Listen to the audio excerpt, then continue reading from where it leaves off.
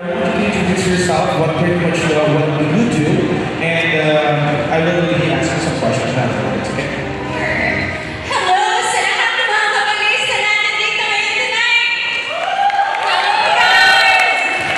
Sa mga hindi nakakilala sa akin, minsan artista, pero today kabalista, minsan cosplayer, streamer, pero today I'm your gladiator, Myrtle Sarasa. Grabe naman yung introduction yun! Pag Miss Universe!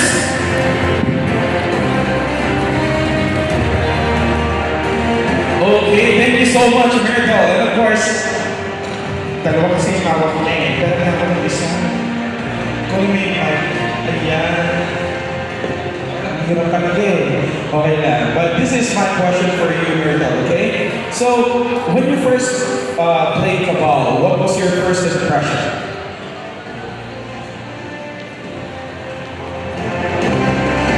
Ayan, so, na-introduce talaga ako sa Kabal dahil sa lahat ng talk shop dati growing up, naano talaga yung Kabal. And when I found out that Kabal was going into Kabal Infinite Combo, sobrang na-excite talaga ako because once again, may experience na natin magsama-sama muli, mag-Asian War, mag-PVP, at ngayon, mag-auction tayo dito today. And tuwa-tuwa ako na makasama kayo lahat dito. Shoutout sa mga taga-Terrace server, and thank you very much for being here today.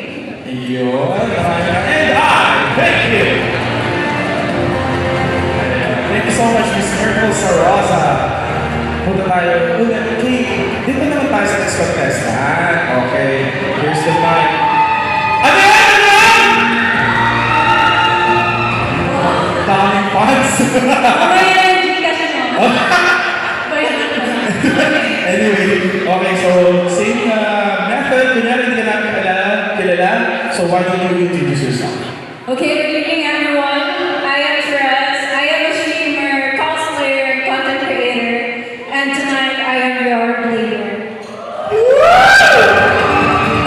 Lakas ng bigod mo, no? Ang lakas, oh. Okay. So, just like Myrtle, I have a question for you, Chavez. So, if you will choose a character to pretty much represent you in real life, which character would it be and why?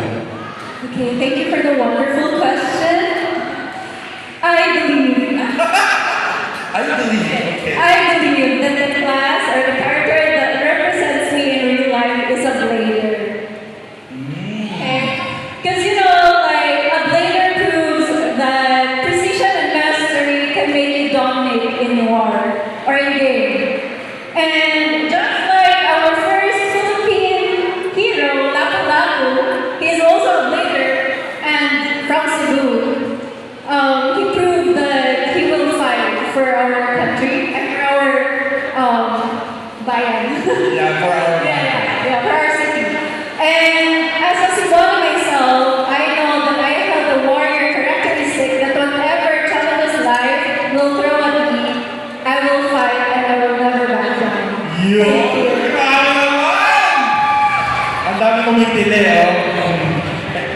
Ano talaga na guys, Miss Universe talaga sa Mr. Polly. Okay. Ito naman tayo kay Rocco Makana. Nakikita na ng nanay. Hindi naman. Okay, so same na. So introduce yourself and tell us what you do. And hello everyone, good evening. I am Lynn, I'm a cosplayer, gamer, of course. May-ari ng isa sa mga may-ari ng Kadiri! Tama sa mga KDM na na dyan. Saan ba sila? Ayun! Let's go! Okay, and of course, I'm also sa TV company. Pero this is my question for you, okay? So since we all know na talaga sa stream industry, so in your opinion, okay, what makes Cabal different from any other MMORPG? Grabe yung pagtanong na yun. That's yes.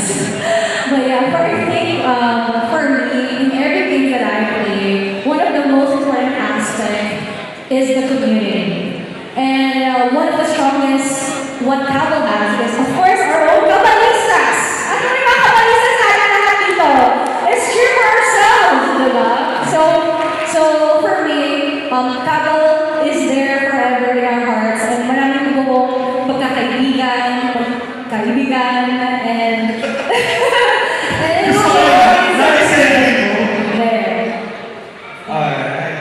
so much, Mr. Mercado. Grabe, ang ipin naman ng laban. Who will be the winners? Is it be Myrtle, Therese, or Ian? Or ikaw? Definitely, hindi naman ikaw susus. Pakilala mo. Hello guys, ayun lang. Ayaw mo na sa mga player trabaho namin. Wala eh. Yung kontrata ko ni Cooks, sabi may papagawa doon sa aming kontrata. Hindi ka pala na ganda pa rin yung kontrata. So, yun lang. Yeah. Okay, Mr. Blake. So here's my question for you. If you will be adding a skill or an item in the world of Neverland, which item or which skill will it be and why? Siguro pencil. A pencil. Kasi inilista namin yung dudulog sa akin. Hindi yung dudulog ko kasi ako yung dudulog dyan. Makes sense, makes sense. Okay, maraming salamat, Jolly, Mayor, o pahabol ng Yeah. Eto naman tayo. Akala ko talaga si Coco na sino. Palabanan naman guys, si Coco na sino!